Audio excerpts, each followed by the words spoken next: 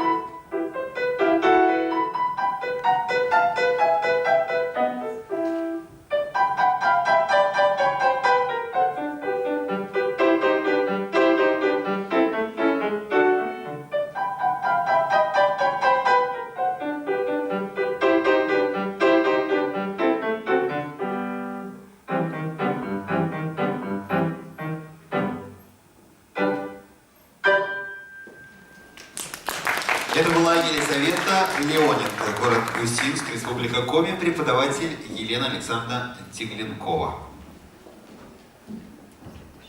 Продолжаем. На сцену выходит Болтабаева Екатерина, город Усинск, Республика Коми. Екатерина исполнит пьесу Шуберта «Скерцо». Приветствуем.